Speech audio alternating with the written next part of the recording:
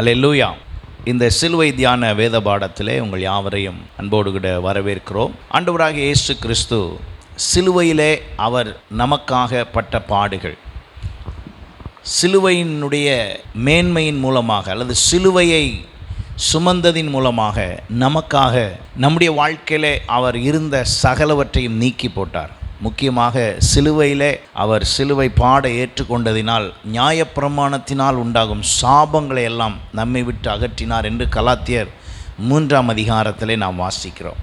அப்படி அவர் சிலுவையை சுமந்து சென்று பல காரியங்களை சிலுவை காலங்களிலே இந்த சிலுவை தியான வேத பாடமாக பல விதத்திலே பலர் தியானித்து கொண்டிருந்தாலும், சிலுவையிலே அவர் பேசின 7 வார்த்தைகள், அதிலே 7 விதமான உபதேசங்களாக 7 விதமான ஆலோசனைகளை 7 விதமான அவர் ஊழியம் செய்த நாட்களிலே பேசின எல்லாவற்றுக்கும் ஒரு தீர்வாக அல்லது அவர் சொல்ல நினைத்த காரியங்கள், அவர் ஆதியாகமத்தின் முதல் புஸ்தகத்திலிருந்து வெளிப்படுத்தல் 22ஆம் அதிகாரம் வரை உள்ளதான விஷயங்களிலே உள்ள முக்கியத்துவம் வாய்ந்த காரியங்களாக அந்த 7 காரியங்களை அவர் பேசினதை நான் தொகுப்பாக நாம் இந்த நாளிலே தியானிக்கப் போகிறோம். முதலாவதாக அவர் பேசின வார்த்தைகள், அதை நான் இப்படி சொல்லுகிறேன், அவர் செய்த உபதேசம். அவர் மலைப்பிரசங்கத்தில் செய்த உபதேசங்கள் இருப்பது போலவே இந்த சிலுவையின் உபதேசத்தை நான் இந்த நாளிலே உங்களோடு பகிர்ந்து கொள்ளுகிறேன். சிலுவையின் உபதேசத்தின் முதல் உபதேசம் என்ன அவர் சொன்னார் என்று சொன்னால், லூக்கா சுவிசேஷம் 23ஆம் அதிகாரம் 34ஆம் வசனத்திலே, அப்பொழுது இயேசு, பிதாவே இவர்களுக்கு மன்னியும், தாங்கள் செய்கிறது இன்னதென்று அறியாதிருக்கிறார்களே என்றார். முதலாவது அவருடைய அந்த உபதேசத்தின் முதன்மை காரியம் என்னவென்றால் மன்னிப்பு. ஆண்டவராகிய இயேசு கிறிஸ்து இந்த பூமியிலே வந்து அவர் செய்த ஊழியங்களிலே பல நேரங்களிலே அவருடைய ஊழியங்களிலே அவர் செய்ததில் முக்கியமான அவர் செய்த ஊழியத்தில் வெளிப்படுத்தின விஷயமே மன்னிப்பு தான். பல விதங்களிலே அவரிடத்திலே வந்து சொல்லுகிறார்கள். சொல்லப்படுகிற எல்லா நேரங்களிலும் அவர் செய்த காரியம் என்ன? அவர் மன்னிப்பை அருளும்படி கூறினார், மன்னிக்கும்படி சொன்னார். எப்படி மன்னிப்பது, எத்தனை முறை மன்னிப்பது என்று கேட்டால் அதற்கெல்லாம் அவர் பதில் கூறி அத்தனை முறையும் மன்னிக்க வேண்டும். நீங்கள் ஆதியாகமத்திலிருந்து வாசித்து பார்ப்பீர்கள் என்றால் அங்கேயும் அவர் சொல்லுகிறார், அவர் மன்னிக்கிறவர். ஆமேன். அவர் திடீரென்று சிலுவையில் சொல்லவில்லை. ஆண்டவருடைய முக்கியமான குணாதிசயத்தில் ஒன்று நம்மை மன்னிக்கிறவராய் இருக்கிறபடினால தான் ஆதியிலே மனிதன் பாவம் செய்த பொழுதும் அந்த மன்னிப்பை அவர் வெளிப்படுத்தி காண்பித்தார். முதலாவதாக இந்த மன்னிப்பு என்ற தலைப்பிலே முதலாவதாக கர்த்தர் மன்னிக்கிறவர், அல்லனா மறுவாழ்வு அளிக்கிறவர். அந்த மன்னிப்புக்குள்ளே என்ன இருக்கிறது என்றால் ஒரு மறுவாழ்வு இருக்கிறது. யாத்திராகமம் 34ஆம் அதிகாரம் 7ஆம் வசனத்தில் 1000 தலைமுறைகளுக்கு இரக்கத்தை காக்கிறவர், அக்கிரமத்தையும் மீறுதலையும் பாவத்தையும் மன்னிக்கிறவர். ஆமென். நம்முடைய ஆண்டவர் அந்த மன்னிக்கிறவர் என்பதை தன்னுடைய கடைசி சொட்டு ரத்தம் சிந்துகிற வேளையிலே கூட அவர் தன்னுடைய மன்னிப்பை வெளிப்படுத்தினார். அவருடைய மன்னிப்பின் குணாதிசயத்தை வெளிப்படுத்தினார். அவர் அந்த மன்னிப்பை அருளுகிற காரியங்களை குறித்து யாத்ராகமத்திலேயே நாம் வாசிக்க முடிகிறது. தாவீது தன்னுடைய சங்கீத பகுதியில் 86ஆம் சங்கீதம் 5ஆம் வசனத்தில் அவர் சொல்லுகிறார், ஆண்டவரே நீர் நல்லவரும் மன்னிக்கிறவரும், உம்மை நோக்கி கூப்பிடுகிற யாவர் மேலும் கிருபை மிகுந்தவருமாய் இருக்கிறீர். காரணம், அவர் தன்னுடைய வாழ்க்கையிலே ஆண்டவர் அருளின மன்னிப்பை குறித்து அவருக்கு தெரியும். இன்றைக்கு ஆண்டவர் நம்முடைய அந்த மன்னிக்கும் காரியங்களை அவர் எத்தனை விதமாய் நம்மிடத்திலே வைத்திருக்கிறார். அவர் மனதுருகுகிற தேவனும். ஏசாயா 55ஆம் அதிகாரம் 7ஆம் வசனத்தில் பல வசனங்களை நாம் தியானிக்கும் பொழுது அல்லது பல வசனங்களில் இருக்கிறவைகளை நாம் அறிந்து கொள்ளும் போது தான் வேதம் சொல்லுகிற உண்மைத்துவத்தை புரிந்து கொள்ள முடியும். நம்முடைய தேவன் மன்னிக்கிறவர். அவர் கொடுமையாய் தண்டிக்கிறவர் அல்ல. அவர் நமக்கு விரோதமாய் எழும்புகிறவர் அல்ல.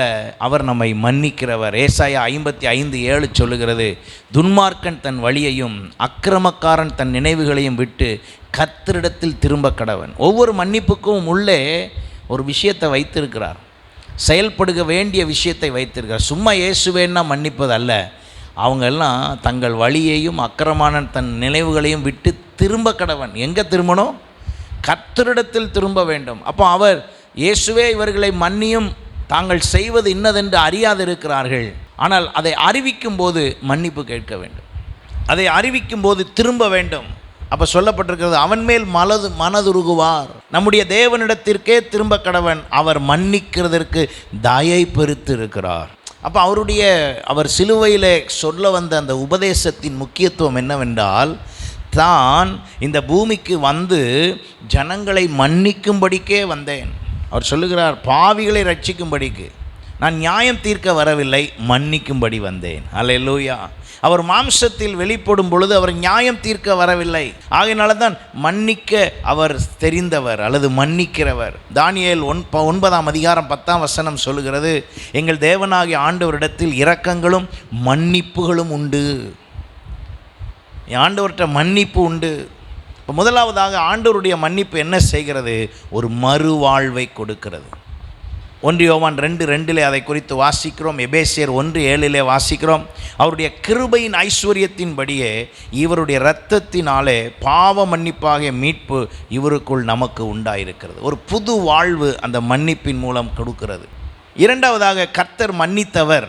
முதலாவது நான் சொன்னேன் மன்னிக்கிறவர், இரண்டாவது மன்னித்தவர் அல்லது மனம் திரும்ப செய்கிறவர். முதல்ல மன்னிப்பு அளிக்கும் போது மறுவாழ்வு கொடுக்கிறார். மன்னிக்கும் அவருடைய மன்னிப்பு மனம் திரும்ப செய்தவர். யோவான் 8:10 இயேசு நிமிர்ந்து அந்த ஸ்திரியை தவிர வேறு ஒருவரையும் காணாமல், ஸ்திரியே உன்மேல் குற்றம் சாட்டினவர்கள் எங்கே? ஒருவனாகிலும் உன்னை ஆக்கினைக்குள்ளாக தீர்க்கவில்லையா என்றார். அதற்கு அவள், இல்லை ஆண்டவரே என்றால் அவளை நோக்கி, நானும் உன்னை ஆக்கினைக்குள்ளாக தீர்க்கிறதில்லை. மனம் திரும்புவதற்கு ஒரு வாய்ப்பு கொடுக்கிறவர். அவருடைய மன்னிப்பு என்ன என்று சொன்னால், அவர் மோசையின் நியாயப்பிரமாணத்தின்படி தண்டிக்க வேண்டும் என்று ஒரு ஸ்திரீனிடத்திலே வந்தார்கள். அந்த ஸ்திரீனிடத்தில் வந்த பொழுது இயேசுவினிடத்தில் வந்து கேட்ட கேள்வி, நீர் இவர்களுக்கு என்ன பதில் சொல்லுவீர்? அதற்கு அவர் சொன்ன பதில், உங்களில் எவன் பாவம் செய்யவில்லையோ அவன் இவள் மீது கல்லெறிய கடவன். இல்லை, பிரமாணத்தில் சொல்லியிருக்குத, பிரமாணத்தில் சொன்னது உண்மைதான், அதே பிரமாணம் தான் சொல்லுது நீ இதெல்லாம் செய்யக்கூடாது. அப்போ நீ அதே பிரமாணம் தான் விபச்சாரம் செய்யக்கூடாது என்று சொல்லுகிறது. நீ அப்படி செய்துவிட்டு ஒரு சட்டத்தை மீறி இன்னொரு சட்டத்தை வைத்து கொண்டு தண்டிக்கலாமா என்று அங்கே கேட்ட பொழுது அவர்கள் சொன்ன பதில், யாரும் அங்கே தண்டிக்காமல் போனார்கள். அப்போ ஆண்டவராக இயேசு சொல்லிவிட்டு சொன்னார், நானும் உன்னை ஆக்கினைக்குள்ளாக தீர்க்கிறதில்லை என்று சொல்லி நிப்பாட்டாமல் சொன்னார், நீ போ, இனி என்ன செய்யாத, பாவம் செய்ய. நான் மன்னிக்கிறேங்கிறது உண்மைதான், மன்னிக்கிற இடத்திலேயே நான் உனக்கு கட்டளையும் கொடுக்கிறேன், இனி என்ன செய்யாத, பாவம் செய்யாதே. அவர் பிதாவினிடத்தில் ஜெபித்த அந்த ஜெபம் அதுதான். இவர்கள் தாங்கள் செய்வது இன்னதென்று என்ன செய்யாதிருக்கிறார்கள், அறியாதிருக்கிறார்கள். தொடர்ந்து லூக்கா 7 நீங்கள் வாசிக்கும் பொழுது 44 48 வரை வாசிக்கும் பொழுது ஆண்டவராகிய இயேசு அந்த ஸ்திரீயினுடைய பாவங்களை மன்னித்ததின் நிமித்தமாக அவள் தன்னுடைய வாழ்வில் இருந்த பரிமள தைலத்தின் மூலமாக அவரை அடக்கம் செய்வதற்கு அடையாளமாக அவள் வந்து பூசினாள். அப்பொழுது அவன் சொல்ல காரியம் 48 அவளை நோக்கி, உன் பாவங்கள் மன்னிக்கப்பட்டது என்றார். உன் பாவங்கள் மன்னிக்கப்பட்டது என்றார். அப்போ ஆண்டவருடைய குணாதிசயத்தில் முதலாவது கர்த்தர் மன்னிக்கிறவர், இரண்டாவது அநேக காரியத்தில் அவர் மன்னித்தவர், மனம் திரும்ப செய்தார். மூன்றாவதாக கர்த்தர் மன்னிப்பவர். அந்த வார்த்தையில் கொஞ்சம் சின்னதாக வித்தியாசப்படுத்துகிற மாதிரி தெரியும். அதாவது மன்னிக்க சொன்னவர் நம்மளையும் மன்னிக்க சொல்லுகிறார். அவர் சிலுவையிலே சொன்ன அந்த மன்னிப்பை குறித்து சொல்லிட்டு போகிறதில்ல, அவரே சொல்கிறார் பாருங்க, பிதாவினிடத்திலே சொல்லுகிறார், பிதாவே என்னை இப்படிலாம் அடிச்சிட்டாங்க, அடித்தவனெல்லாம் உடனே என்ன பண்ணிடும், தண்டிச்சிரும். அப்படி சொல்லலை. சீஷர்கள் கூட ஒரு முறை இயேசுவினிடத்தில் நீர் கட்டளையிட்டால் எத்தனையோ 1000 தூதர்கள் லேகியோன்கள் வந்து தண்டிக்கலாம் என்றெல்லாம் சொன்ன பொழுது ஆண்டவராக இயேசு கிறிஸ்து தடுத்தார். இன்னொரு முறை இயேசுவே உம்முடைய பேரை சொல்லி வேற ஒரு டீம் வேற ஒரு வேலை செய்து என்று சொல்லும்போது அதையும் ஆண்டவர் மன்னித்தார். உடனே அங்கே எதிர்த்துட்டு போகல, உடனே பிரச்சனைக்கு போகலை. இன்றைக்கி உலகம் ஒருவர் பாடின பாடலையோ பேசின பிரசங்கத்தையோ அந்த பக்கம் ஏதாவது செய்தோன்னா உடனே அதுக்கு கேஸ் போட்டு பிரச்சனை பண்ணி இந்த ப்ராடக்ட் ஸ்டாப் பண்ணுறதெல்லாம் செய்கிறாங்க. ஆனால் இயேசு தன்னுடைய ஊழியத்தில் இருக்கும் பொழுது அவர் அந்த ஊழியத்தை இன்னொருவர் செய்கிறார் என்று சொன்ன பொழுது கூட அவர் அதை குறித்து ஒன்றும் சொல்லாமல் மன்னித்து விட்டார் என்று வேதம் சொல்லுகிறது. அந்த ரீதியில் அவர் மன்னிக்க நம்மை சொல்லுகிறார். யோவான் 18:22 சொல்லுகிறது, அதற்கு இயேசு 7 தரம் மாத்திரமல்ல 770 தரம் மட்டும் என்று உனக்கு சொல்லுகிறேன். மன்னிப்பு ஒரு தடவை இல்லை, 770 தடவை நீ என்ன செய்யணும்? மன்னிக்க வேண்டும். அப்போ நம்முடைய ஆண்டவர் அவர் மன்னித்தது போல நம்மையும் மன்னிக்க சொல்லுகிறார். நாம் அவர் சிலுவையில் செய்த உபதேசத்தின் முக்கியத்துவத்தில் நாம் அறிந்து கொள்ள வேண்டியது, என் ஆண்டவராகிய இயேசு பிதாவே தாங்கள் செய்வது இன்னதென்று அறியாது இருக்கிறார்கள், இவர்களை மன்னியும் என்று சொன்னார் என்றால் நாமும் அதே போல அதே மன்னிப்பை நாமும் பிறருக்கு கொடுக்க வேண்டும். நாம் கிறிஸ்துவுக்குள் இருக்கிறோம் என்பதற்கு அடையாளமே மன்னிப்பு தான். நீங்களும் நானும் உலகம் தண்டிப்பது போல, உலகம் பார்க்கிற பிரகாரமாய் உலகம் ஒரு குற்றத்தை கண்டு தண்டிப்பது போல நீங்களும் நானும் தண்டியாமல் ஒருவரை அரவணைத்து அன்பு செலுத்தி இன்னொரு முறை செய்யாதபடியாக அவர்கள் மீது அன்பு செலுத்தினால் அவர்கள் தவறு செய்வதில்லை. சில பேரிடத்தில் நீங்கள் அவர்களுடைய குற்றத்தை சொல்வதை காட்டிலும், அவர்களுடைய குற்றத்தை கண்டிப்பதை காட்டிலும், அவர்களுடைய குற்றத்தின் மீது கோபப்படுவதை காட்டிலும், அந்த குற்றத்தின் நிமித்தமாய் அவர்களை விட்டு ஒதுங்குவதை காட்டிலும் அவர்களிடத்திலே அன்பு கூர்ந்து அதை சரிப்படுத்த பல முறை பல விதங்கள் வேதத்தில் சொல்லப்பட்டிருக்கிறது. அதை இயேசு தெளிவாய் செய்தார். எங்கேயும் அவர் ஒதுக்கி விடவில்லை, அவர் யாரையும் ஒதுக்கி வைக்க விரும்பவில்லை. ஆகையினால தான் மார்க் 11:25 கூட சொல்லுகிறார், நீங்கள் ஜெபம் பண்ணுவது பெரிய விஷயம் அல்ல, ஆனால் நீங்கள் ஜெபம் பண்ணும்போது உங்களுடைய குறைகள் யாதாகிலும் உண்டாயிருந்தால், எப்படி ஒருவன் பேரில் உங்களுக்கு யாதொரு குறை உண்டாகுமானால் பரலோகத்தில் இருக்க உங்கள் பிதா உங்கள் தப்பீதங்களை உங்களுக்கு மன்னிக்கும்படி அந்த குறைகளை அவனுக்கு மன்னியுங்கள்.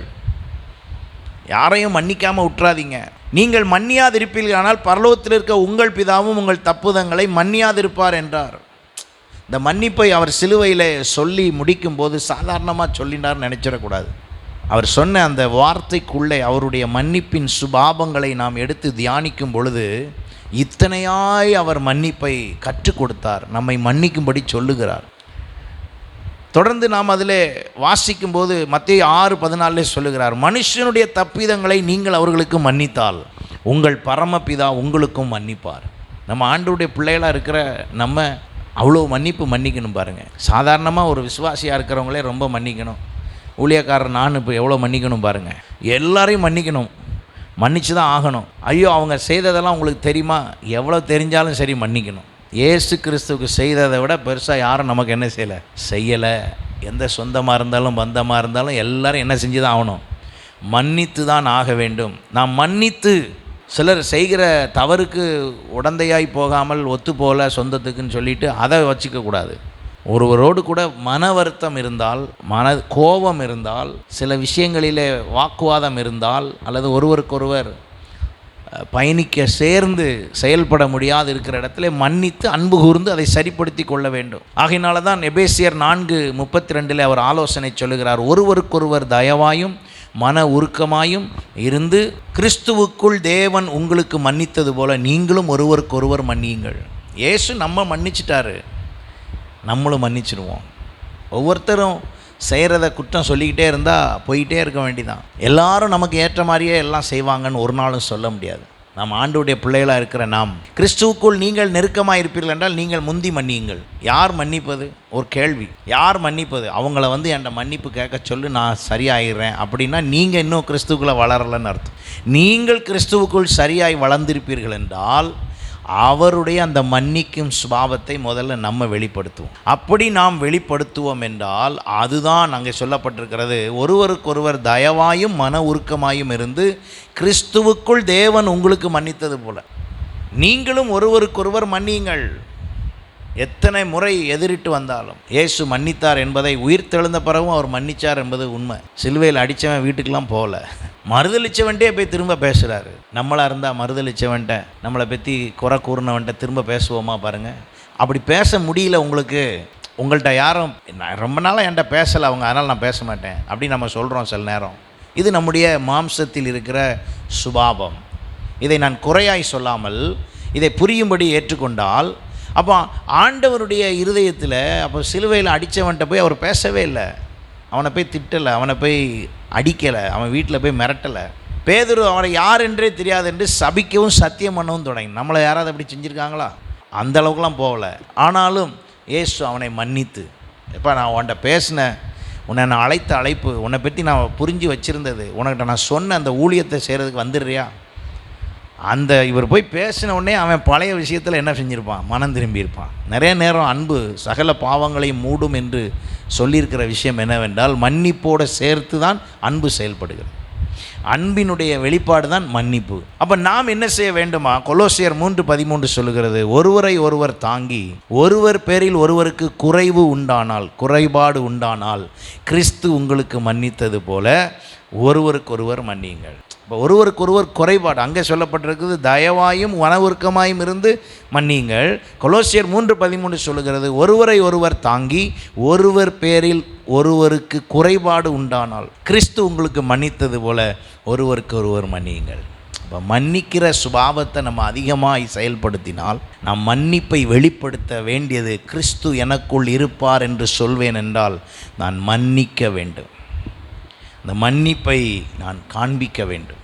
அதுதான் அவர் சொன்ன முதல் உபதேசம். அதை நாம் செய்யும்போது கர்த்தர் நம் ஒவ்வொருவரையும் ஆசீர்வதிப்பார். இரண்டாவதாக, ஆண்டவராகிய இயேசு கிறிஸ்து சிலுவையிலே அவர் செய்த இரண்டாவது உபதேசம் என்ன என்று சொன்னால், லூக்கா சுவிசேஷம் 23:43 பாருங்கள். இயேசு அவனை நோக்கி, இன்றைக்கு நீ என்னோடனே கூட பரதேசில் இருப்பாய் என்று மெய்யாகவே உனக்கு சொல்லுகிறேன் என்றார். இது எதை குறிக்கிறது என்றால், இரட்சிப்பை குறிக்கிறது. முதல் அவர் செய்தது மன்னிப்பு, இரண்டாவது அவர் செய்த காரியம் இரட்சிப்பு. இன்றைக்கு நீ என்னோடு கூட பரதேசில் இருப்பாய். உடனே அவனை இரட்சித்தார். மன்னிப்புக்கு அடுத்து வருவது தான் இரட்சிப்பு. அவர் மன்னிப்பை குறித்து பேசிக்கொண்டு இருக்கும் பொழுதே பக்கத்தில் ஒருத்தன் என்ன பேசுகிறான்? மன்னிக்கும்படி பேசுகிறான். பிதாவே இவர்களை மன்னியும் என்று சொன்ன மாத்திரத்திலே பக்கத்தில் ஒருவன் அந்த மன்னிப்பை கேட்கும்படிக்கு, ஒரு பக்கத்தில் இருந்த ஒரு கள்ளன் அவன் ஆண்டவராக இயேசுவை நோக்கி, இன்றைக்கு நீ என்னுடன், இன்றைக்கு நான் உம்முடைய பரதேசியில் இருக்க வேண்டும். 41-42 வசனங்களை லூக்கா 23 நான் வாசிக்கும்போது தெளிவாக அங்கே சொல்லப்படுகிறது. அவர் சொல்லுகிறார், இன்றைக்கு நீ என்னுடனே பரதேசில் இருப்பாய். உடனே மன்னித்தார், உடனே ரட்சித்தார். ரட்சித்தவர் உடனே அவனுக்கு வாய்ப்பு கொடுத்தார். அல்லேலூயா! நம்முடைய ஆண்டவர் ரட்சிக்கிறவர். அவர் நம்மை ரட்சிக்கும்படி அவர் விரும்பினபடினால தான் அவர் சொல்லுகிறார், நான் போய் ஒரு ஸ்தலத்தை உங்களுக்காக ஆயத்தம் பண்ணுகிறேன். யோவான் 14:3 அந்த ஸ்தலம் ஆயத்தம் பண்ணப்படுகிற ஸ்தலம் இருக்கிறபடினால தான் அவனை பார்த்து சொன்னார், நீ என்னுடனே பரதேசில் இருப்பாய். நான் ஆயத்தம் பண்ணுற அந்த இடத்துல உன்னை சேர்த்து கொள்வேன். அப்போ இன்றைக்கு நம்முடைய தேவன் நம்மை அவர் ரட்சித்து அவரோடு கூட சேர்த்து கொள்ளுகிறவர். அவர் இரண்டாவது செய்த உபதேசம் என்ன என்று சொன்னால், என்னிடத்தில் அநேக வாசஸ்தலங்கள் உண்டு, உன் பாவம் மன்னிக்கப்பட்டு நீ என்னோடு கூட இருப்பாய். அவர் சொன்னார், என் வலது பார்சத்தில் நீ வீற்றிருப்பாய். அப்போ ஆண்டவரிடத்தில் அந்த காரியத்தை நாம் செயல்படுத்துவதற்கு அவரே நம்முடைய ரட்சிப்பாய் மாறினார். அல்லேலூயா! அவர் நம்மை ரட்சிக்கும்படி தான் அவருடைய கிருபையினாலே, அவருடைய இரக்கத்தினாலே நமக்கு ஒரு மன்னிப்பை அருளினார். எபேசியர் 1:3 சொல்லுகிறது, அவருடைய கிருபையின் ஐஸ்வர்யத்தின்படியே இவருடைய இரத்தத்தினாலே பாவ மன்னிப்பாகிய மீட்பு இவருக்குள் நமக்கு உண்டாயிருக்கிறது. அந்த பாவ மன்னிப்பாகிய ஒரு மீட்பு நமக்குள் உண்டானபடினால் அந்த இரட்சிப்பு நமக்கு அதிகமாய் தந்திருக்கிறார். யோவான் 3:18 சொல்லுகிறது, அவரை விசுவாசிக்கிறவன் ஆக்கினைக்குள்ளாக தீர்க்கப்படான். விசுவாசியாவதனோ தேவனுடைய ஒரே பிரான குமாரனுடைய நாமத்தினால் விசுவாசம் உள்ளவனாய் இராதபடினால் அவன் ஆக்கினை தீர்ப்புக்குட்பட்டாயிற்று. அப்போ ஆண்டவர் ஒரு மனுஷனை, அவரை விசுவாசிக்கிறவனை அவர் மன்னித்து உடனே ஆக்கினை தீர்ப்பு அடிக்காதபடி, ஒருவேளை ஆக்கினை தீர்ப்பு அங்கு இருந்த சிலுவையில் அந்த கள்ளனுக்கு கொடுக்கப்பட்டிருக்கலாம். ஆனால் நீங்கள் வாசித்து பார்ப்பீர்கள் என்றால் அவனை ஆண்டவர் மீட்டு கொண்டு அவனை விசுவாசத்தின் நிமித்தமாக, அதே யோவான் 1:12 சொல்லுகிறது, அவருடைய நாமத்தின் மேல் விசுவாசம் உள்ளவர்களாய் அவரை ஏற்றுக்கொண்டவர்கள் எத்தனை பேர்களோ அத்தனை பேர்களும் தேவனுடைய பிள்ளைகளாகும்படி அவர்களுக்கு அதிகாரம் கொடுத்தார். பக்கத்தில் ஒருத்தன் உடனே மன்னிப்பை கேட்டு விசுவாசிக்கிறான், உடனே கர்த்தர் அவனுக்கு ஏற்றுக்கொண்டார். அதனால தான் ரோமர் 3:24 சொல்லுகிறது, இலவசமாய் அவருடைய கிருபையினாலே கிறிஸ்து இயேசு உள்ள மீட்பை கொண்டு நீதிமான்களாக்கப்படுகிறது. அந்த ரட்சிப்பை நமக்கு தருகிறவர் அவரே ரட்சிப்பு, கர்த்தரே ரட்சிப்பாய் இருக்கிறார். எபேசியர் 2:8 சொல்லுகிறது, கிருபையினாலே விசுவாசத்தை கொண்டு ரட்சிக்கப்பட்டீர்கள். இது உங்களால் உண்டானதல்ல, இது தேவனுடைய ஈவு. ஹல்லேலூயா. அப்போ ஆண்டவர் அவனை பார்த்து சொன்ன காரியம், இன்றைக்கு நீ என்னுடனே கூட பரதேசில் இருப்பாய் என்று சொன்னதே ஒரு ரட்சிப்பின் அனுபவத்தை அங்கே வெளிப்படுத்துகிறது. கர்த்தரே என் ரட்சிப்பாய் இருக்கிறார். இரண்டாவதாக, கர்த்தரால் மாத்திரமே ரட்சிப்பு உண்டு. மூன்றாவதாக, கர்த்தரிடத்தில் ரட்சிப்பு உண்டு. கர்த்தரால் ரட்சிப்பு எப்படி உண்டாகும்? அப்போஸ்தலர் 4:12 சொல்லுகிறது, அவராலே அன்றி வேறு ஒருவராலும் ரட்சிப்பு இல்லை. நாம் ரட்சிக்கப்படும்படிக்கு வானத்தின் கீழெங்கும் மனுஷர்களுக்குள்ளே அவருடைய நாமமே அல்லாமல் வேறொரு நாமம் கட்டளையிடப்படவும் இல்லை என்றார். இந்த ரட்சிப்பை அங்கே சுலபமாக சிலுவையில் அவர் ஊழியம் செய்த நாட்களிலே பலரை ரட்சித்தது வேறு. சிலுவையிலே பாடுபட்டு கொண்டு இருக்கும் பொழுதும் அவர் தன் உபதேசத்தை தெளிவாய், தன்னுடைய செய்தியை தெளிவாய், தான் சொல்ல விரும்பினதை தெளிவாய் அவர் செய்தார். ஏசாயா 43:11 சொல்லுகிறது, நானே கர்த்தர், என்னை அல்லாமல் இரட்சகர் இல்லை. அப்போ நம்ம ஒவ்வொருவருடைய வாழ்க்கையிலையும் அந்த இரட்சகர் அவர்தான், அவரால் தான் ரட்சிப்பு. ஓசியா தீர்க்க தரிசன புஸ்தகம் 13:4 சொல்லுகிறது, நான் உன்னை எகிப்து தேசத்திலிருந்து அழைத்து வந்தது முதல் உன் தேவனாகிய கர்த்தராய் இருக்கிறேன். ஆகையால் நீ என்னை அன்றி வேறே தேவனை அறிய வேண்டாம், என்னை அன்றி இரட்சகர் ஒருவரும் இல்லை. அவர் தன்னை வெளிப்படுத்தும் பொழுது அந்த ரட்சிப்பை அந்த சிலுவையின் பாடிலே கூட அவர் வெளிப்படுத்தினார். அந்த சிலுவையின் பாடிலே அவர் அதை வெளிப்படுத்தினார். அதை தாவீது தன்னுடைய வாழ்க்கையிலே உணர்ந்தபடினாலே 62ஆம் சங்கீதம் 1 சொல்லுகிறார், அவரால் என் ரட்சிப்பு வரும். அப்போ கர்த்தரால் தான் ரட்சிப்பு இருக்கிறது. எரேமியா 3:23 தீர்க்கதரிசி விதமாய் சொல்லுகிறார், குன்றுகளையும் திரளான மலைகளையும் நம்புகிறது விருதாவா என்பது மெய். இஸ்ரவேலின் ரட்சிப்பு எங்கள் தேவனாகிய கர்த்தருக்குள் இருப்பது என்பதே மெய். அங்கே மலைகளையும் குன்றுகளையும் நம்புவது விருதா, அதில் ஒன்றுமில்லை. ஆனால் ரட்சிப்பின் எங்கள் தேவனாகிய கர்த்தருக்குள் இருப்பது என்பதே. ரட்சிப்பு எங்கே இருக்குது? என் கர்த்தருக்குள் இருக்கிறது. அப்போ என் கர்த்தரே ரட்சிப்பாக இருக்கிறார், கர்த்தரால் ரட்சிப்பு வருகிறது, கர்த்தரிடத்தில் ரட்சிப்பு உண்டு. அப்போ நம்ம என்ன செய்யணும்? அந்த ரட்சிப்பு கொடுக்கிற ஒரு இடத்தில், அந்த திருடன் அந்த கள்ளன் உடனே அவரிடத்தில் திரும்பினது போல, ஒருவேளை நாமும் அந்த ரட்சிப்பில் குறைவாக இருப்போம் என்றால் உடனே அந்த ரட்சிப்புக்குள் நாமும் என்ன செய்ய வேண்டும்? செல்ல வேண்டும். 130ஆம் சங்கீதம் 7 சொல்லுகிறது, இஸ்ரவேலே கர்த்தரை நம்பி இருப்பதாக, கர்த்தரிடத்தில் கிருபையும் அவரிடத்தில் திரளான மீட்பும் உண்டு. கர்த்தரிடத்தில் தான் அந்த மீட்பு, அந்த ரட்சிப்பு இருக்கிறது. ஹல்லேலூயா. அப்போ நம்ம என்ன செய்ய வேண்டும்? கர்த்தரிடத்தில் இருக்கிறபடினால் நீதிமொழிகள் 28:13 படியாக, தன் பாவங்களை மறைக்கிறவன் வாழ்வடைய மாட்டான், அவைகளை அறிக்கை செய்து விட்டு விடுகிறவனோ இரக்கம் பெறுவான். நம்ம எல்லாரும் அவரிடத்தில் ரட்சிப்பு இருக்கிறபடினால், அவரே ரட்சிப்பு, அவரால் ரட்சிப்பு, அவரிடத்தில் ரட்சிப்பு. அப்போ நான் அவரிடத்தில் வந்து அதை குறித்து நான் சொல்ல வேண்டும். ஏனென்றால் அவருடைய இருதயம் எப்படி தெரியுமா? லூக்கா 15 நாம் வாசிக்கிறோம், ஒரு பாவி நிமித்தம், மனம் திரும்புகிற ஒரு பாவி நிமித்தம் பரலோகத்திலே மிகுந்த சந்தோஷம் உண்டாயிருக்கும். ஒரு பாவி. அப்போ நம்ம பார்க்குறது எல்லாரையும் எப்படி தான் பார்க்கணுன்னா, மனம் திரும்புதலுக்கு ஏதுவாய் பார்க்க வேண்டும். சபைக்கு வருகிற எல்லாரையும் நம்ம எப்படி பார்க்கணும்? மனம் திரும்புதலுக்கு ஏதுவாய். அப்போ அவங்க மனம் திரும்பாத மாதிரி இருந்தாங்கனாலும் மனம் திரும்ப செய்வதற்கு ஏதுவாய், அந்த எண்ணம் மட்டும்தான் நம்மள்கிட்ட வரணும். அப்படி நாம் பார்க்கும் பொழுது கிறிஸ்து இயேசுவில் இருக்கிற சிந்தை நமக்குள் உண்டாகி விடுகிறது. அப்போ அவருடைய சிந்தையிலே அந்த இடத்துல சிலுவையிலே தொங்கிக் கொண்டு இருந்த பொழுது அவர் மன்னித்த தேவன் அந்த மன்னிப்பை வெளிப்படுத்தும் விதமாய் உடனே அவனிடத்தில், லூக்கா 19:9 வாசிக்கிறோம், சகை வீட்டுக்கு இயேசு போயிருந்த பொழுது உடனே சொன்னார், இந்த வீட்டிற்கு இன்றைக்கு ரட்சிப்பு வந்தது, இவனும் ஆபிரகாமுக்கு குமாரனாக இருக்கிறானே. சிலுவையில் அவனை பார்த்து சொன்னார், உனக்கு உடனே மன்னிப்பப்பா, இன்றைக்கு நீ என்னோடு கூட எங்கே இருப்பாய்? பாரதீசில் இருப்பாய். அப்போ ஆண்டவராக இயேசு கிறிஸ்து இந்த பூமியில் வந்ததே இழந்து போனதை தேடவும் ரட்சிக்கவுமே வந்தார். புலம்பல் 3:26 சொல்லுகிறது, கர்த்தருடைய ரட்சிப்புக்கு நம்பிக்கையோடு காத்திருக்கிறது நல்லது. அப்போ நான் என்ன செய்ய வேண்டும்? ரட்சிப்பு அடைய வேண்டும். இந்த ரட்சிப்பை நான் இழந்திருப்பேன் என்றால் புதுப்பித்து கொள்ள வேண்டும். இந்த ரட்சிப்பு எப்படிப்பட்டது? ஏசாயா 61:10 சொல்லப்பட்டிருக்கிறது, மணவாளனுக்கும் மணவாட்டிக்கும் சிங்காரித்தும் அலங்கரித்தும் கொள்ளுகிறதற்கு ஒப்பாக இந்த ரட்சிப்பின் வஸ்திரம் நமக்கு உடுத்தப்படுகிறது என்று சொல்லப்பட்டிருக்கிறது. அப்படிப்பட்ட ஒரு அனுபவத்தை கர்த்தர் சிலுவையில் சொன்ன வார்த்தை, ஒரு வார்த்தையில் அத்தனை காரியங்களை அவர் சொன்ன அந்த ஒரு ரட்சிப்பின் அனுபவத்தை நான் ஏன் உங்களுக்கு விளக்கமாய் கொடுக்க வேண்டும் என்றால், நாம் புரிந்து கொள்ள வேண்டும், நம் தேவனே இரட்சகர், அவரே இரட்சகர். அவருடைய நாமமே அல்லாமல் வேறொரு நாமம் கொடுக்கப்படவில்லை.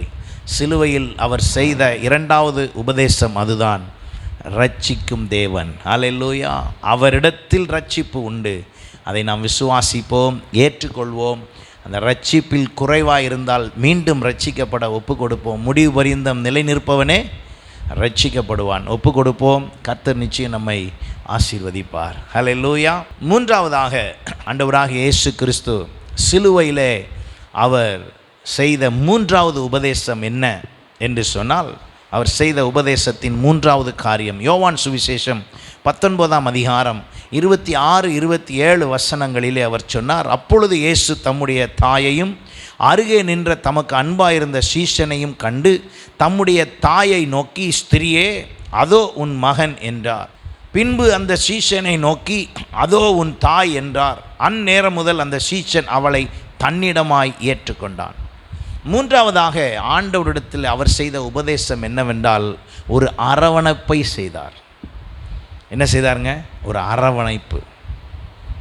நம்ம எல்லாரும் இங்கே ஆராதனைக்கு கூடுகிறோம், சபையாய் மாறுகிறோம், எல்லாரும் சேர்ந்து ஒரு சபையாய் இருக்கிறோம். சபை என்பதே ஒரு குடும்பம். அப்போ குடும்பத்தில் ஒரு தகப்பன் உண்டு, ஒரு தாய் உண்டு. ஜனங்கள் தாய் தகப்பனிடத்தில் என்ன எதிர்பார்ப்பார்கள்? அரவணைப்பை எதிர்பார்ப்பார்கள். ஆமென். ஊழியக்காரனாய், ஒரு ஆவிக்குரிய தகப்பனாய், தாயாய், குடும்பமாய் நாங்கள் இருந்து என்ன செய்ய வேண்டும் என்றால், ஒரு அரவணைப்பை வெளிப்படுத்த வேண்டும்.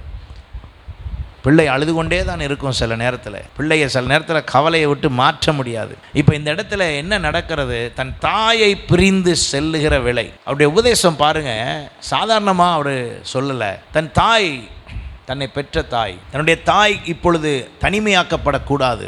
தன் தாய்க்கு ஒரு சரியான அரவணைப்பு அல்லது ஒரு பாதுகாப்பு அல்லது ஒரு பராமரிப்பு, இந்த இடத்துல ஒரு பராமரிப்பை கொடுக்க வேண்டும். என் தாய்க்கு நான் ஒரு பராமரிப்பை கொடுக்க வேண்டும். அந்த பராமரிப்பு எப்படி இருக்க வேண்டும் என்றால், அவனுக்கு மகன் ஸ்தானத்தில் ஒருவர் இருக்க வேண்டும். அப்படியானால் ஆண்டவராகிய இயேசு அங்கே சொன்னார், ஸ்திரியே அதோ உன் மகன். சீஷனை நோக்கி சொன்னார், அதோ உன் தாய். அப்போ இப்போ மரியாளுடைய மகன் யார்? திவ்ய வாசகனாகிய யோவான் தான். யார் இப்போ? அவருடைய மகன். ஏன்னா சிலுவையிலே அவர் தன்னுடைய மகன் ஸ்தானத்தை யாருக்கு கொடுத்து விட்டார் என்றால், சீஷனுக்கு கொடுத்து விட்டார். சீஷனிடத்தில் சொல்லிவிட்டார். இப்போ இயேசுவினிடத்தில் இயேசு யார் கிடையாது என்றால், அவர் சிலுவை பாடுக்கு பிறகு, சிலுவையில் அவர் இரத்தம் சிந்தி சிலுவையிலே தொங்கிக் கொண்டு இருந்த அந்த வேளையிலே, அதோடு பூமியிலே மாம்சத்தில் இரத்தமும் மாம்சமும் உடையவராய் பிறந்து மகனாய் இருந்த அந்த ஸ்தானம் அன்றோடு முறிக்கப்பட்டது. அதற்கு ஒரு தீர்வு உண்டாயிற்று. அதன் பின்பு மரியாளுக்கு மகனாக இயேசு இல்லை, யோவானாக மாற்றப்பட்டது. ஆகையினாலே இப்போ அவர் தன்னுடைய தாயை அவர் விட்டு செல்லும்போது, அந்த உலக பிரகாரமாக மாம்சமும் இரத்தமும் உடைய அந்த சரீரத்தில் அவர் சரியான பராமரிப்பை செய்தார். நீங்கள் வேதத்தை கவனித்து பாருங்கள். யாத்திராகமம் 20ஆம் அதிகாரத்தில் 12ஆம் வசனம் பாருங்கள். உன் தேவனாகிய கர்த்தர் உனக்கு கொடுக்கிற தேசத்தில் உன் நாட்கள் நீடித்திருப்பதற்கு உன் தகப்பனையும் உன் தாயையும் கனம் பண்ணுவாயாக. ஆண்டவர் சொல்கிற கட்டளை பாருங்கள். அதே உபாகமம் 5:16 திரும்ப சொல்லுகிறார். உன்னுடைய நாட்கள் நீடித்திருப்பதற்கு, நீ நன்றாயிருப்பதற்கு உன் தேவனாகிய கர்த்தர் உனக்கு கட்டளையிட்டபடியே உன் தகப்பனை உன் தாயை என்ன செய்வாயாக? கனம் பண்ணுவாயாக.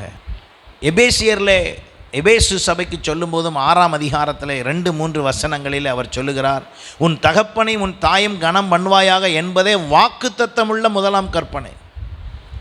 அவர் சொன்ன 10 கற்பனையில் ஒன்றே வாக்குத்தத்த கற்பனை. என்னென்னா, உன் தாயும் தகப்பனை என்ன செய்யணும்? கனம் பண்ணும். அப்போ ஆண்டவராகிய இயேசு சிலுவையிலே அவர் தன் தாயை பார்த்து, அதோ உன் மகன், அந்த சீஷனை பார்த்து, அதோ உன் தாய் என்று ஒரு பராமரிப்பை, ஒரு அரவணைப்பை, ஒரு அன்பை வெளிப்படுத்தினார் என்றால், நமக்கு என்ன சொல்ல வருகிறார்? நாமும் மாம்சமும் இரத்தமும் உடையவர்களாக இருக்கிறபடினாலே நாம் நம்முடைய தாய் தகப்பனுக்கு கொடுக்க வேண்டிய மரியாதையை, கனத்தை என்ன செய்ய வேண்டுமா? கொடுக்க வேண்டும். அவர்கள் செய்தது தவறாக இருக்கலாம், அவர்கள் நமக்கு விரோதமாக கூட இருக்கலாம். ஆனாலும் நாம் கொடுக்க வேண்டியதை கிறிஸ்துவுக்குள் இருக்கிறபடினால் நாம் வெளிப்படுத்தியே ஆக வேண்டும். அதை செய்யும்போது கர்த்தர் அதுக்குரிய ஆசீர்வாதத்தை வைத்திருக்கிறார். மத்தேயு 15:4 பாருங்கள், உன் தகப்பனையும் உன் தாயும் கனம் பண்ணுவாயாக என்றும், தகப்பனையாவது தாயையாவது நிந்திக்கிறவன் கொல்லப்பட வேண்டும் என்று தேவன் கற்பித்திருக்கிறாரு. தகப்பனின் தாயும் நிந்தித்தால்னா என்ன அர்த்தம்? கிண்டல் கேலி பண்ண, அவமரியாதையை பண்ணால் அப்படி ஆளை உயிரோடய வைக்கப்படாதான், கொன்றணுமா. இப்போ நம்ம யாரும் அப்படி செய்கிறதில்ல. ஆனால் அந்த அளவுக்கு ஆண்டவர் அதற்கு முக்கியத்துவம் கொடுக்கிறார். அதே மத்தேயு 19:19 பாருங்கள், உன் தகப்பனை உன் தாயம் கனம் பண்ணுவாயாக, உன்னிடத்தில் நீ அன்பு கூறுவது போல பிறனிடத்தில் அன்பு கூறுவாயாக என்பவைகளையே என்றார். அப்போ என்ன, நான் நேசிக்கிற மாதிரி என் தகப்பன் தாயும் என்ன செய்யணுமா? நேசிக்க வேண்டும். இன்னும் ஆண்டவர் சொல்லுகிற சட்டத்தில் இந்த பெற்றோரை குறித்து சொல்லும்போது யாத்திராகமம் 21:15 17 வாசிக்கும்போது ரொம்ப இன்னும் கொஞ்சம் தெளிவாய் சொல்லுகிறார். தன் தகப்பனையாவது தன் தாயையாவது அடிக்கிறவன் நிச்சயமாய் கொல்லப்படக்கடவன், தன் தகப்பனையாவது தன் தாயாவது சபிக்கிறவன் நிச்சயமாய் கொலை செய்யப்படக்கடவன். இவ்வளோ ஒரு சட்டம் இருக்குது பாருங்க.